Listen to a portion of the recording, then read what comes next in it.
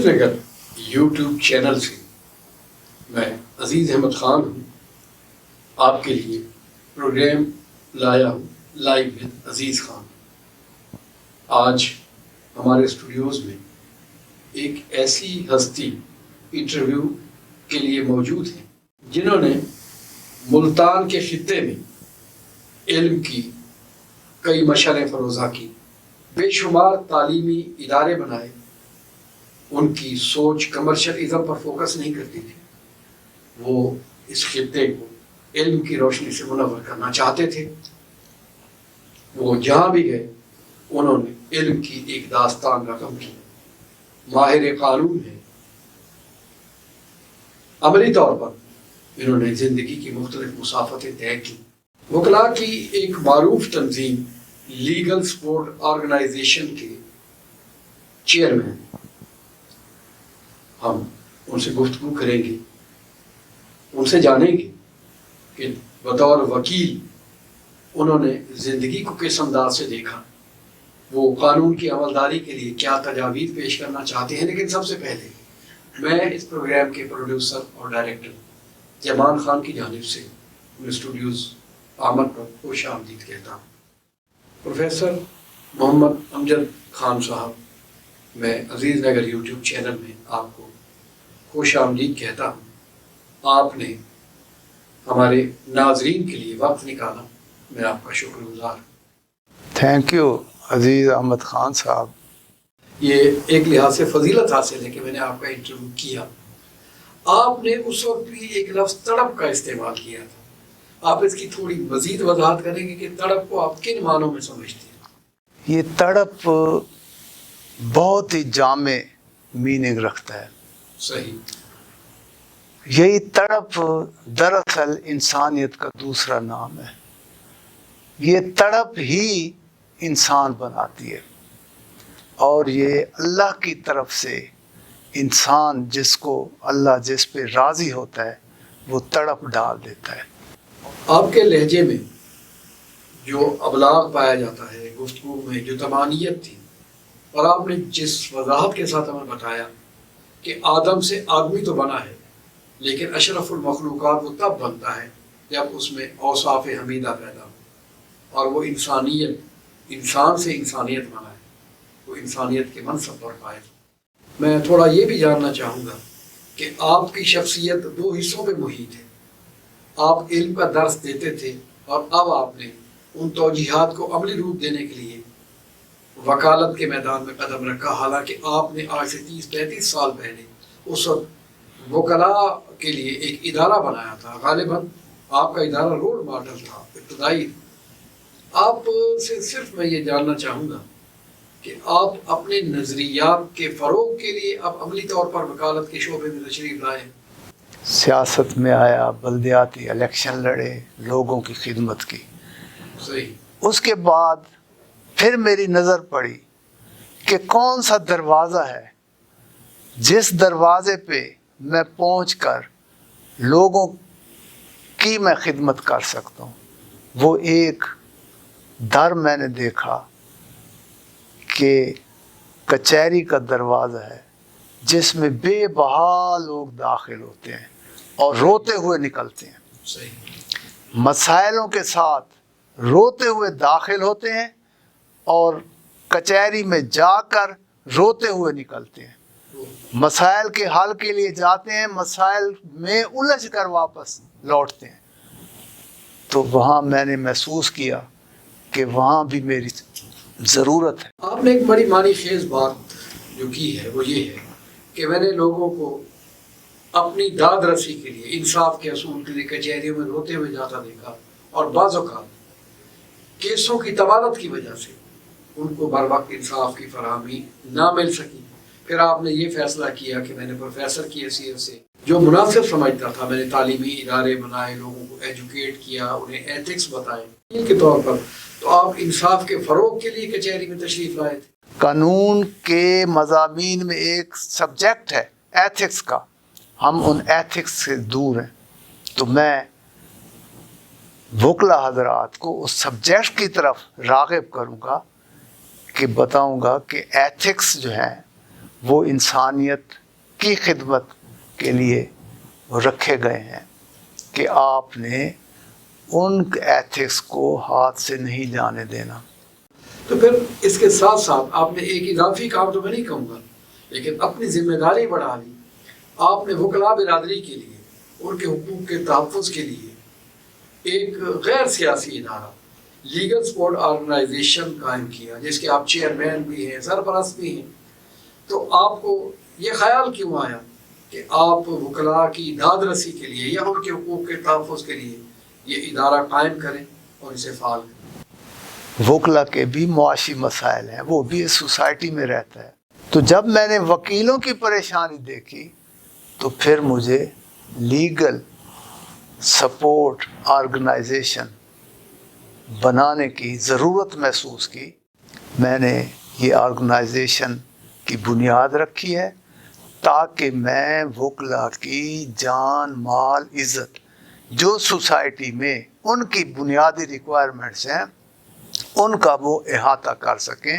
بنیادی ریکوائرمنٹس ان کو ملنی چاہیے۔ ایک وکیل لازم نہیں ہے کہ ہر وکیل جو ہے اس کے پاس کلائنٹ آتے ہیں اور اس کا جو ہے وہ سوسائٹی کی ریکوائرمنٹس کو وہ فائنانشلی پورا کر سکیں۔ وکیل افیسر آف دی کورٹ ہوتا ہے۔ آپ نے محسوس کیا ہے کبھی کہ گورنمنٹ نے اس کے لیے کوئی مراعات کا اعلان کیا ہو؟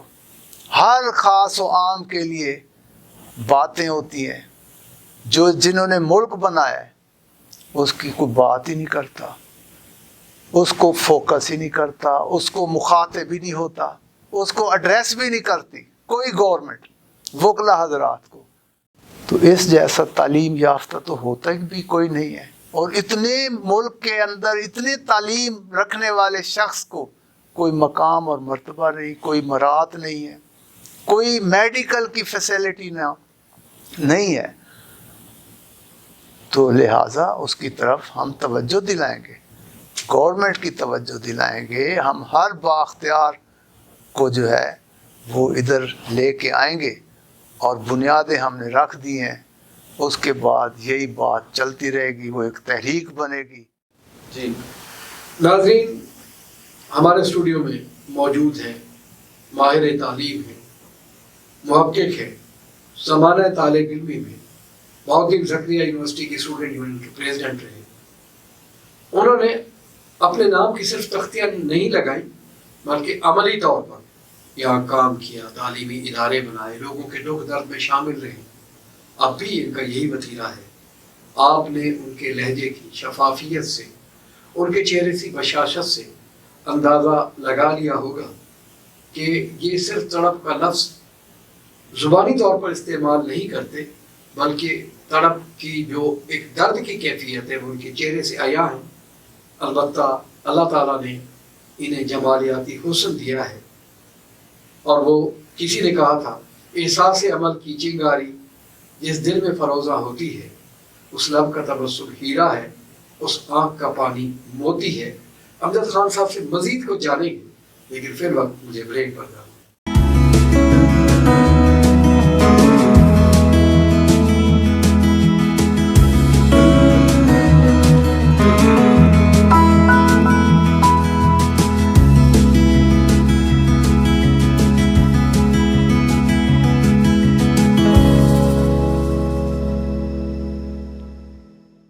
Welcome back. آپ نے ہر سیکٹر میں کوشش کی ہے کہ جہاں رہیں وہاں ان لوگوں کے لیے سہولتیں پیدا کریں، تو یہ تو ایک اچھی بات ہے۔ بے شمار وکلاء ہیں اب بھی جو نئے آنے والے لوگ ہیں، ان کے مسائل، انہیں سکونتی مسائل بھی درپیش ہیں۔ جنوبی پنجاب کے وکلاء کو عام طور پر یہ کہا جاتا ہے کہ وہ مراعات حاصل نہیں ہے جو اپر پنجاب بارس کے لوگوں کو میسر ہے۔ ان کی نشاندہی کے لیے کام ہونا چاہیے، اور وکلاء کے انفرادی مسائل بھی۔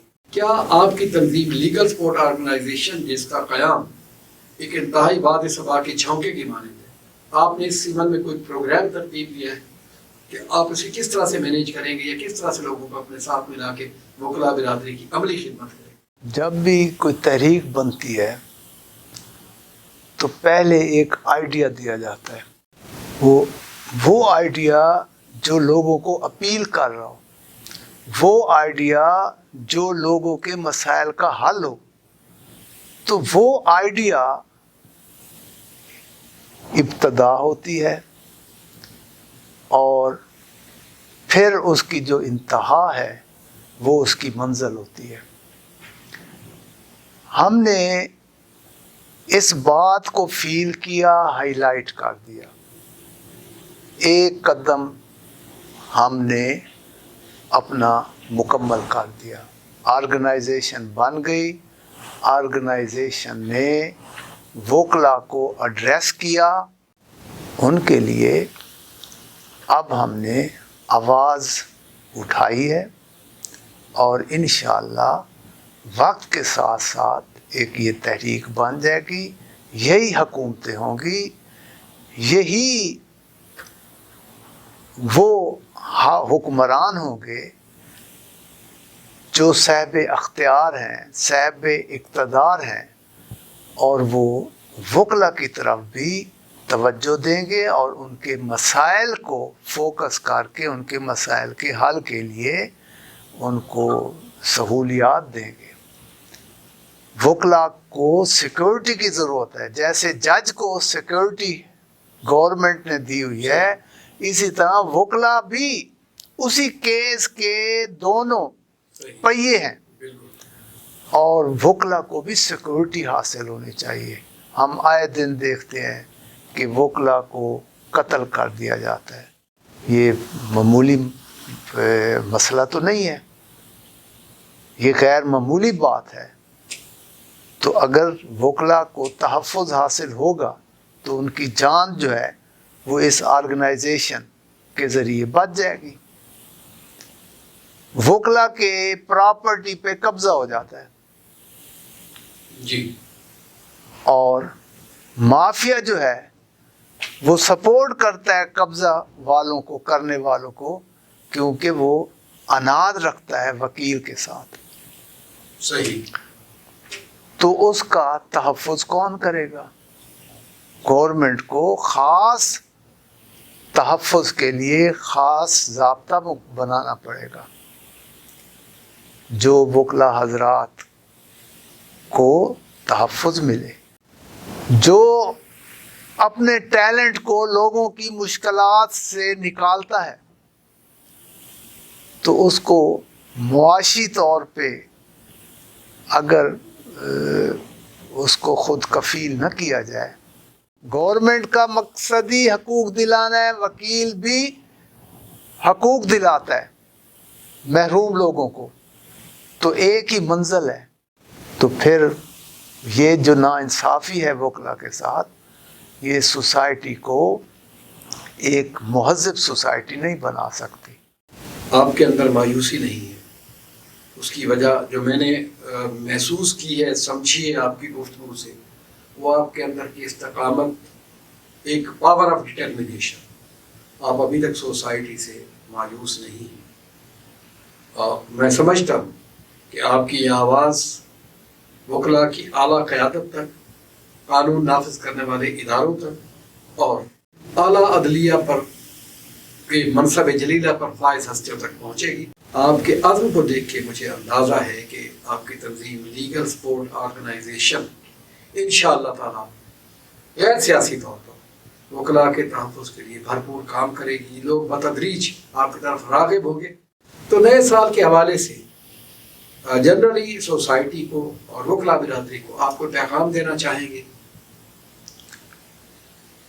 خان صاحب، مختصر سا پیغام ہے کہ جو جس منصب پہ فائز ہے وہ اس کی لاج رکھے۔